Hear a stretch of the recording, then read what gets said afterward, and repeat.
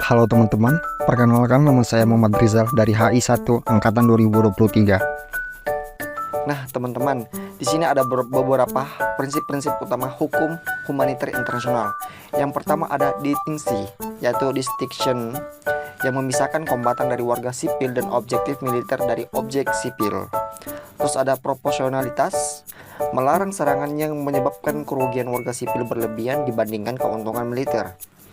Terus kebutuhan militer, mengizinkan pengguna kekuatan yang hanya untuk tujuan militer yang sah. Terus ada kemanusiaan ataupun humanity, menghindari penderitaan yang tidak perlu. Terus yang terakhir ada perlindungan ataupun bisa subjektif dengan bahasa Inggris, yaitu protection, menghormati hak tawanan perang dan warga sipil dan juga tenaga medis. Nah, di sini saya akan mengambil terkait di buku, yaitu Hukum Humaniter Internasional. Definisi secara hukum humaniter internasional ataupun disingkat dengan HI adalah kumpulan aturan yang bertujuan untuk mencegah dampak konflik bersenjata. Hukum humaniter internasional juga berusaha melindungi orang-orang yang tidak terlibat dalam permusuhan seperti warga sipil, tenaga medis, dan juga pekerjaan manusia.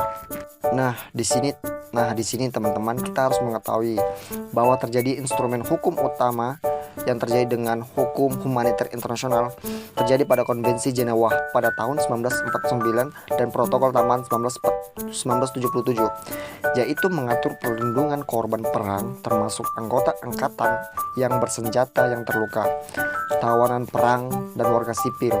Terus ada Konvensi Den Haag pada tahun 1899 dan 1907 yang mengatur sarana dan metode perang serta perlindungan objektif sipil, konvensi senjata terlarang.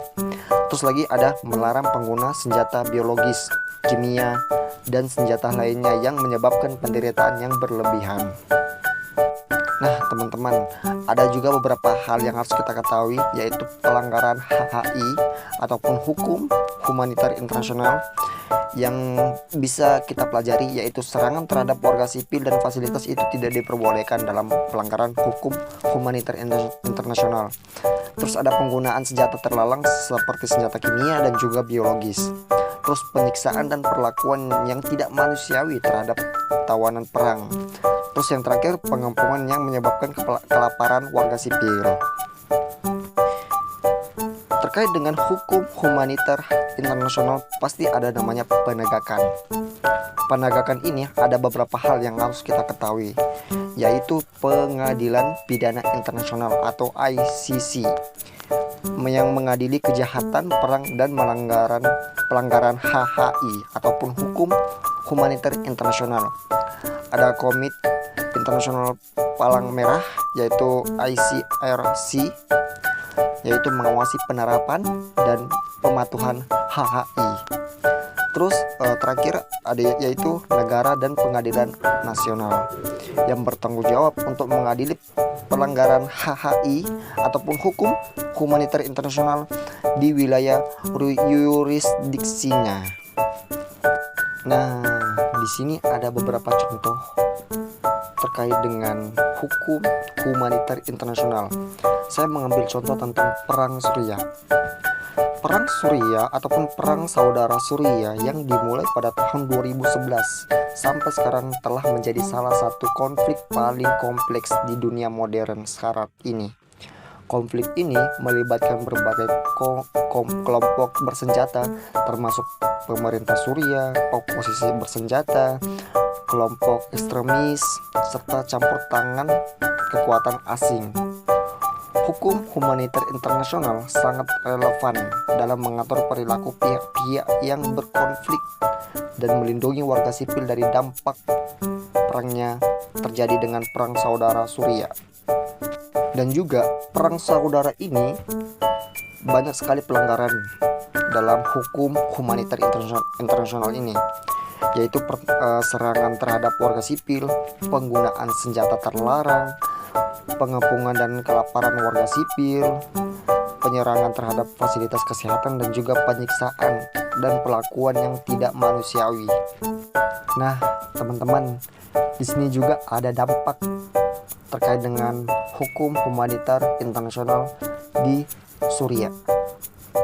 Meskipun terdapat banyak pelanggaran, HHI ataupun hukum humaniter internasional tetap menjadi landasan penting dalam upaya komunitas internasional untuk melindungi warga sipil, mendesak penghentian serangan terhadap fasilitas sipil, dan memproses pelaku pelanggaran hukum perang di masa depan. Nah, teman-teman, di sini ada beberapa peran terkait dengan komunitas internasional ataupun bisa disebut dengan organisasi internasional yang berperan terhadap terjadinya perang Suriah. Yang pertama tuh ada PBB. Mereka tuh mengeluarkan resolusi yang mengutuk pelanggaran hukum humaniter internasional, penyelidikan independen oleh Komisi Penyelidikan PBB tentang Suriah. Terus ada organisasi kemanusiaan, yaitu Komite Internasional Palang Merah atau disingkat dengan ICRC, yang berupaya memberikan bantuan kemanusiaan meskipun menghadapi tantangan keamanan. Terus yang terakhir ada Pengadilan Internasional. Meskipun Suriah bukan negara anggota Pengadilan Pidana Internasional ICC, beberapa negara Eropa telah memulai proses pengadilan berdasarkan prinsip yurisdiksi universal. Nah, kita udah masuk di bagian kesimpulan. Hukum humaniter internasional adalah pilar penting dalam menjadi nilai-nilai kemanusiaan selama konflik bersenjata. Aturan-aturan ini bertujuan melindungi orang-orang yang tidak terlibat atau tidak lagi terlibat dalam permusuhan, seperti warga sipil, teknik medis, tawanan perang, dan pekerjaan kemanusiaan. Hukum humaniter internasional juga membatasi cara dan sarana perang untuk mengurangi penderitaan yang tidak perlu. Prinsip-prinsip seperti distingsi, proporsionalitas, dan perlindungan terhadap warga sipil menjadi panduan moral dan hukum dalam perang. Pelanggaran serius terhadap hukum humaniter internasional seperti pembunuhan warga sipil, penggunaan senjata terlarang, dan serangan terhadap fasilitas kesehatan dapat dianggap sebagai kejahatan perang dan dapat dituntut di pengadilan internasional di masa depan. Meskipun pelaksanaan dan penegakan hukum humaniter internasional menghadapi tantangan besar seperti fragmentasi, aktor konflik, dan kurangnya kepatuhan, hukum ini menjadi instrumen penting untuk mengurangi dampak kekerasan dalam situasi perang. Upaya berkelanjutan dari masyarakat internasional sangat diperlukan untuk memastikan kepatuhan dan keadilan bagi para korban pelanggaran hukum humaniter internasional. Nah, di sini teman-teman ada daftar pustakanya juga. Saya mengambil dari beberapa buku terkait dengan halaman di sini. Teman-teman, mungkin itu saja yang bisa saya sampaikan. Kalau ada kurang ataupun kesalahan saya mohon maaf. Saya Muhammad Rizal, saya pamit. Wabillahi taufiq wa hidayah. Wassalamualaikum warahmatullahi wabarakatuh. Terima kasih teman-teman.